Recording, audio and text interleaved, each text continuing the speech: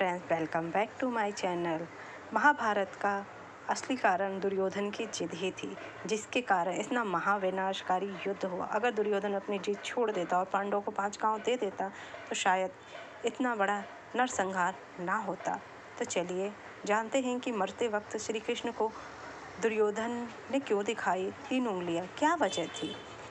दुर्योधन के पास युद्ध को ना करने के कई प्रस्ताव आए, लेकिन उसने शांति के सभी समझौतों को ठुकरा दिया है। युद्ध तय होने के बाद भी उस पर युद्ध नहीं करके पांडवों से समझौता करने के प्रस्ताव थे। युद्ध में भारी जनहानि होने के बाद भी उसके पास मौका था कि वह शांति समझौता करके बाकी सभी की जान बचा ले। यहाँ तक कि भगवान भी उसके पास गए शांति दूत बन के, तो भी उसने नहीं माना और उनको बंदी बनाने की कोशिश करने लगा। लेकिन जिद्दी दुर्योधन तो किसी भी कीमत पर पीछे नहीं हटना चाहता था, क्योंकि उसे यह लगता था कि अंत में जीत उसी की होगी।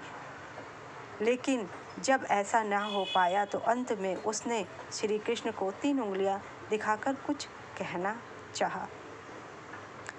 युद्ध के अंत के बाद भीम ने दुर्योधन की जांघ उतार दी, गदा से तोड़ दिया, क्योंकि भीम का प्रण था कि जब तक मैं युद्ध भूमि में तुम्हारे जांघ नहीं तोड़ूंगा तब तक मैं अपने पूर्वजों को अपना मुख नहीं दिखाऊंगा। वह खून में लथपथ होकर रणभूमि पर गिरा हुआ था, बस कुछ ही समय में दम तोड़ने वाला था। लेकिन भूमि पर गिरे हुए उसने श्री कृष्ण की ओर देखते हुए अपने हाथ की 3 उंगलियों को बार बार उठाकर कुछ बताने का प्रयास किया। पीड़ा के कारण उसके मुंह से आवाज़ धीमी धीमी ही निकल रही थी।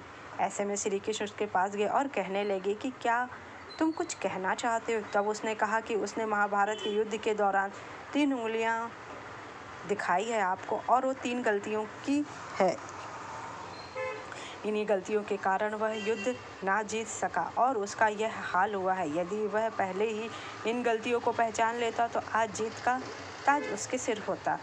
पहली उंगली। श्री कृष्ण ने सहजा से दुर्योधन से उसकी इन 3 उंगलियों के बारे में पूछा तो उसने पहली गलती यह कि उसने स्वयं नारायण के स्थान पर उनकी नारायणी सेना को चुना। यदि नारायण युद्ध में कौरवों के पक्ष में होते तो आज परिणाम कुछ और होता।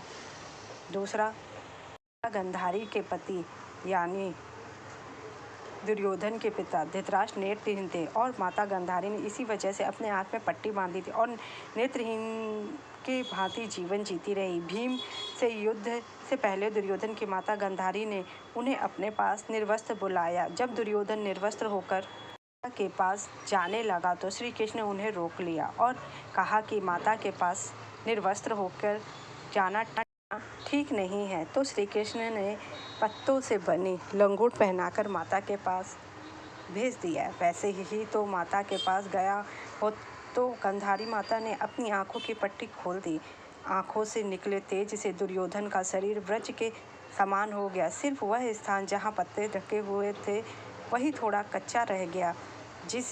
उसी स्थान पर भीम ने गदा मारकर दुर्योधन का वध किया, क्योंकि भीम प्रतिज्ञाबद्ध थे कि मैं तेरी दुर्योधन युद्ध भूमि में तेरी जांघ तोड़ दूंगा, क्योंकि तुमने पांचाली को अपनी जांघ पर बैठाने के लिए दूत सभा में बोला था। दुर्योधन ने श्री कृष्ण ने कहा, अगर मैं निर्वस्त्र होकर चला गया होता तो आज मैं नहीं मारा जाता माधव।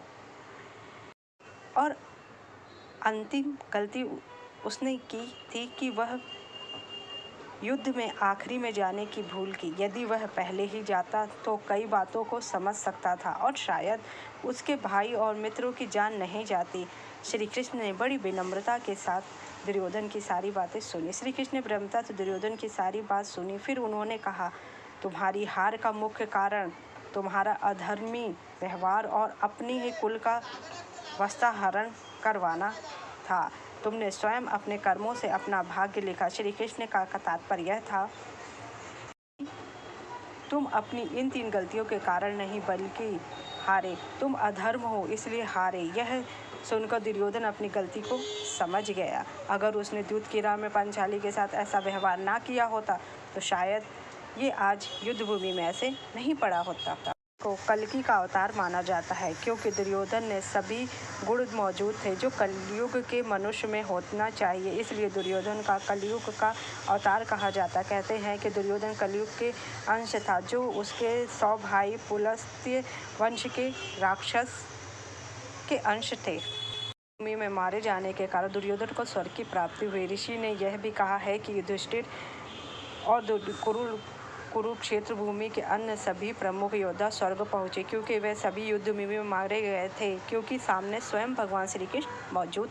इस कारण सारे कौरव स्वर्ग को गए। जहाँ भगवान श्री कृष्ण मौजूद हो, जो स्वयं परमात्मा को देखेगा वो स्वयं स्वर्ग में ही जाएगा। उसके लाख पापों के बावजूद भी वो स्वर्ग को गया। दुर्योधन अगर चाहा होता तो महाभारत का युद्ध नहीं होता। अगर आपको मेरी जानकारी अच्छी लगी तो मेरे चैनल को लाइक कीजिए, सब्सक्राइब कीजिए, शेयर कीजिए। Thank you so much.